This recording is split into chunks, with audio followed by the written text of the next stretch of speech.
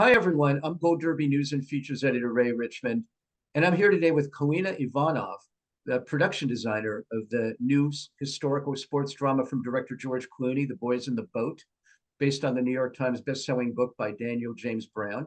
Kalina, since the story of the film is set in 1936, you came into this job basically having to quickly become a historian for boat designs that go back nearly 100 years before you even started building things. And here you're from Bulgaria yourself. How challenging was that part of the job? Yes, it was mostly because I really have didn't know much about rowing at all. Never been in a boat, but the funniest part about it is I don't even know the word about these particular shells in Bulgarian, what they're called. I had to call a friend of mine in Bulgaria and say, what do you call this boat? What is, because boat is such a big word. It means so many things. So anyway, I had to learn everything about them. I read the books about George Pocock, the man who made them, and his incredible craft and story. Like a Brancusi sculpture. That's the only thing I can compare it to. It was, should we just say like a lost Brancusi sculpture. So I felt like I was discovering this treasure, and it had his name, the label of his name. It had all the original fittings. That was what was so unusual with the boat, that nothing had been changed about it. It hadn't been touched. And so I was able to measure it, scan it, and we were able to use it as a prototype for the rest of the boats, which of course are like the start of the movie. Absolutely. Oh, the boats are everything. And but everything was just so authentic seeming from the period. I know this was your second project collaborating with George Clooney. How hands-on is he as a director? He is one of the most delightful people to work with. And he gives a lot of freedom to his artists. He really lets us, after the first meeting, he gives you his perspective on what he's trying to achieve. And in this particular project, he really wanted authenticity, and he wanted to feel the depression. He wanted everybody to feel how the movie is about. It's a class structure. It's about the class struggle, and it's about this underdog team. And we really needed to get right the fact that they were poor boys. They were not privileged Ivy League boys. And their stories was really quite incredible. And actually, some of the most unbelievable moments in the script are from the reality. They're in the book. They really did happen. But George was very, very concerned that we don't make a very glossy picture, that we don't gloss over the actual history of these characters. And after that, he kind of leaves you alone to develop the look. And then we constantly communicated. He was actually making a movie in Australia at the time, so Zoom was our friend. But he's very good about, when you send him a presentation, of giving you notes. And there was one thing I remember when and he's incredibly polite about it. And one thing I remember doing Joe Rance's house, I had based it on his real house, which was 2-story. And I remember getting a note from him saying, have you thought about it being 1-story? And I thought, aha, okay, let's do a different thing. But he's very, very generous and a total pleasure. And then what happens with the designer, I always open set. And so when I build the set, I will invite him to come and take a look at it, and he'll ask me a few questions about it. We'll walk it together, and then he just makes it his own. But he always wants to know your perspective on it. He's extremely open-minded. Let me tell you a really kind of a wonderful moment of where I changed something in the script. And that was when the boys clean the room. It was scripted like a music room, and the script said music room. And I kept thinking, wow, okay, so our background is a piano on a stage, that's it, and a room with a bunch of chairs and they're cleaning. And so I pitched to him this idea of what if it wasn't a piano recital that night, but it was Midsummer's Night Dream. It was a play. And so we created the set of Midsummer's Night Dream. We did the programs, we did everything. And when he came to see it, he was just so delighted with it. He was like a kid. He just became this kid. He was so happy. And he said he came the next day and he brought in this 1930s edition of Shakespeare's plays and asked the actor to read up from Midsummer's Night Dream. And the scene changed. It became this very different, very organic thing of where the set was no longer just a background piece, but it became part of the action. And it's a beautiful scene. So he's extremely open-minded. But I love the fact that he had a 1930s edition of Shakespeare. Totally. What was, Kalina, what was the process of tracking down those authentic racing shows that were used by the original designer George Pocock to model and who's a character in the film, to model things from? Did any of those even exist, existing ones? So the sad part about it is, and why it was so difficult to track them down, was that when in the 70s, when they stopped using wooden boats and went to fiber for speed and everything, a lot of them ended up in bonfires, believe it or not, or they got cut up and became coffee tables and things like that. And so tracking them was not easy. And that's why it was so incredibly lucky for me being on the East Coast to find one in New Hampshire that I can go meet in person. What happened is we ended up shooting in England, which made it more challenging because it's an American story, and Germany. Nothing about it was British. However, the beautiful thing about that was that there was a gentleman who was able to build two of them by hand. We couldn't find anyone in America to build us two boats in a time frame that we needed for a movie. So Barbara Hall, the executive producer, and I spent 3 months tracking boats down, actually just working on boats and historical research and trying to figure out where to shoot the movie. And we considered 9 different separate places to shoot it, all about rowing. But once we knew what the colors were and what the kind of woods George Pocock used, we were able to repaint other kinds of boats and make them look like that. England has a rich history of rowing, so we were able to find a lot of historical boats, but we made two by hand. Your entire job was really quite a duplication challenge. And when we were talking earlier, before we started recording here, you were saying that literally everything we see was built, which is amazing, because it looks so authentic. Did you know that was going to be the case going in? Well, I didn't know we were going to end up building a street. I did not know. I sure knew that we were going to end up building Hooverville because it doesn't exist. Thank God it doesn't exist anymore. But I certainly knew that we had to build the boathouse, the ASUW shell house, because it had to look authentic, and the incredible wooden deck in front of it, actually. And that we built from a lot of photographs. The school, the university was incredibly generous and gave us the drafting, the original drafting and the remodeling drafting. The only thing that I did is I scaled it down by 10% because the building is so huge. It used to be an airplane hangar. It never was a boathouse. They just transformed it into a boathouse. The school did, but it was 110 feet by 88 feet by 36 high. So it's a huge structure. It took us 3 months to build it. And of course, the original building is built entirely with wood. We had to use the metals for the building to be more structurally sound, etc. But we clad it all in wood, and then we spent hours and hours aging. And I think we aged till the last moment, till the camera started rolling. We were still aging things, but it took us 3 months, yes. And we built just about every interior, literally almost every interior, except for the hotel. But we built the hotel rooms, the dorms, the boats themselves, as I said, the observation train we built in a parking lot. But through the beautiful magic of VFX, it looks like it's a moving train. It was that was an amazing effect. I was going to comment. Yes, how cool it was. When I saw the movie, I was like giddy of how good the train looked, because I know it's in a parking lot and we're rocking it with a blue screen, but you couldn't tell that in the movie. It literally looked like as if we had found an observation train.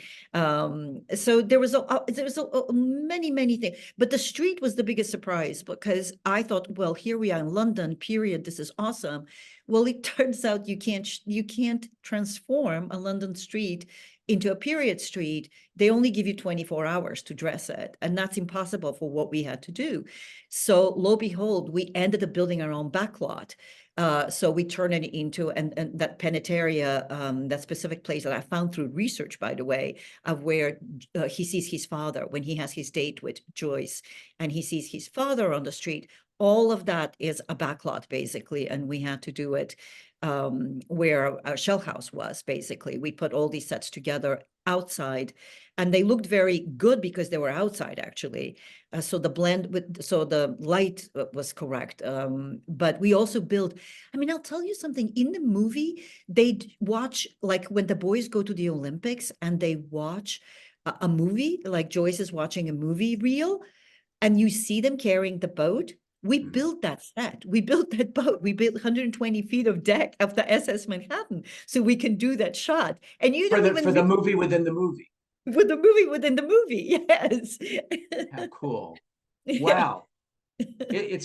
People don't realize just how much goes into designing these films. I mean, I know you say it was, I'm sure it was well over a year to design everything. Maybe even 18 months. Yeah. Were Yeah, you able to rely on CGI for anything, Kalina, or would that have destroyed the authenticity? Or I mean, was CGI part of it? No. CGI was a very big part of it, and Matt Casimir, who has worked with George, also worked on Tenda Bar, so we already knew each other. We knew the whole team did Tenda Bar, and we'd moved directly. But I mean, I specifically went from Tenda Bar straight to Boys on the Boat. We all knew each other. And one thing we also with the CGI is that it, again, needed to be very authentic. So we did tremendous amount of research for them and built a library for them with images. And they were, and Matt would always say, what do you want Joe Rance's house to look like? At the end, at the beginning and the end is a grandpa, old Joe Rance. And that house that you see, that's a CGI house. And so, and the car is for real, the pickup truck is for real, but the house is CGI. But he would always ask me, and I would always give him references, and we would always talk about each visual element. So we built a very big library for them for that. And so I was very happy when I saw this. The CGI is so beautifully done. You really can't tell where my sets end and where the CGI extends. No, hence the question that I asked. I was Yeah. like, that's pretty much the proof. You did a great job also on that party, which was a wonderful scene where the boys are all celebrating their victory, and one of them is pushed into playing the piano. Right. Yeah. You were able to at least do some things that were non-rowing and wood boat related, which had to be nice to be able to kind of take a little break here and there. Yeah, yes. We actually combined 4 different schools to create one college, one campus, because the University of Seattle, University of Washington in Seattle, the campus is so sprawling. It's so beautiful, so sprawling, and we literally put together 4 different locations to create one. But what cracks me up is like the hotel. That's an art school, and all those rooms that you see in the hotel where like the big scene where he waits for the coach to apologize and all those scenes, those were ballet studios that we had to turn into ballrooms and stuff. So even with the interiors, we still had to do so much work to bring them to period appropriate and stuff. But England is full of beautiful period buildings, certainly no shortage. But the irony is, even there, we never went into a place and just shot it as is. I mean, the soup kitchen we had to create within an existing building. Everything we had to create because none of these things exist anymore. Yeah. It was a very powerful scene with the soup kitchen too. It is, isn't it? Yes, yeah. Even so, and it was brief. I mean, it was maybe 30 seconds. Yeah. And that's the thing is, people think, well, it's only 30 seconds. They can use some smoke and mirrors and kind of make it up as they go. But no, everything is a build. Everything has to be made to look incredibly authentic. your job is not easy. And I am delighted that people can tell that they are sets, because that means I've done it well, you know, and that's great. That's, I'm not, my job is not to be the star of the movie. My job is to tell the story visually and to support the theme. And the theme is, it's about underdogs. And so I consider myself an underdog in this particular case. Absolutely. Did was this particularly? I know you've done quite a few movies in your career. Was this a particularly cumbersome and time-consuming one to design, uh, or was it pretty much a regular job? Well, first of all, no movie's ever There easy. is no regular job. There's no regular job, at least not in my in my career. It's never been a regular job. No, I think that the bigger challenge was being in England and telling an American story and doing Berlin. And so you have to be very, very persistent with your team to really understand what's different about America, how, why the campus is so sprawling, why we mix uh, periods, how every building on campus is from a different period. You go to England and everything is built, it's either Tudor style or it's this style or that style, restoration. They don't have that sense of eclectic architecture that is very typically American. And so, that was the interesting part about actually working in England, kind of educating people a little bit about the eclecticism and what makes an American campus or American architecture different than English architecture. So that was, we scouted quite a bit. One of the hardest things was finding Al Ulbrichtsen's house, because finding a small suburban Seattle house was a challenge. So the exterior we found, the interior we'll build on stage. So we were constantly doing that, but it was, and as I said, I was very, very surprised that we could not shoot on the streets of London. That was probably the biggest thing that, for me, the biggest surprise. I was like, we came to a period town. Why were they such sticklers about that? Why weren't you allowed They to? just have very strong rules about shutting down streets. And my favorite word that I learned in England was street furniture, which we don't have that. We call it, they call lampposts and things like that street furniture. That's not what we call it. You so changing a modern lamppost to a period one, it's just very, very complicated to do all of that and to dress a full street in 24 hours. It's impossible. You need a week to do that, and they just don't let you do that. It's just the way the rules are in England, in London. I mean, I think that maybe they're tired of filming.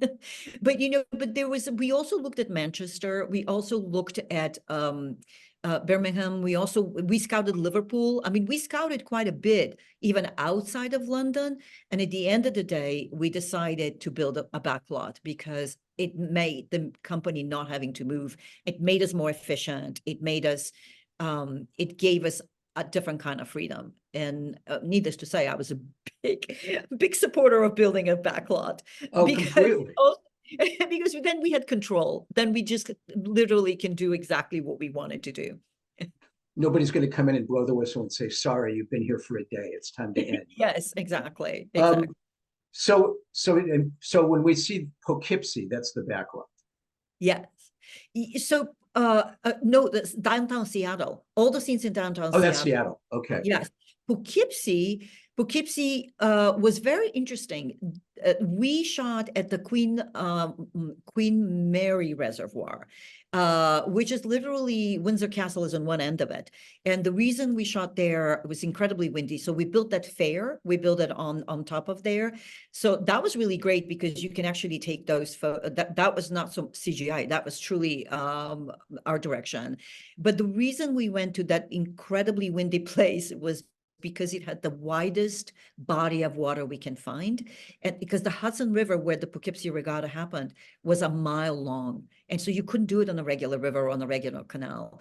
So there were a lot of these kind of very interesting challenges. But the very first part of my job was the boats and finding the bodies of water, the three very different bodies of water, Seattle, Poughkeepsie Regatta, and Berlin.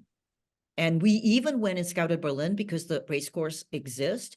But again, at the end of the day, yes, it exists, but belonged to East Germany. So they made it kind of East German looking. So we thought, like, why are we spending the money of making transport? We should just build our own. And again, so we ended up doing that in near our shell house. So we just literally ended up being very efficient. Well, it's really a beautiful adaptation of the book, Kalina, with almost kind of a Chariots of Fire kind of vibe. You should be very proud of your work on it. Thank you. Thank you. I would tell you the most delightful thing for me was that the rowers felt so much better in the wooden boats, because we also had 10 fiberglass boats that we retrofitted to make look like wooden boats. But all of them said that the wooden boat, the ones that was made by hand, was just beautiful. And that was and that was very special. That made a difference to the actors. Made a difference to everybody. Yeah. We're going to have to end things there. The Boys in the Boat hits theaters on Christmas Day. Kalina Ivanov, best of luck to you this award season, and thanks for joining us today at Gold Derby. Thank you. Thank you so much for doing that.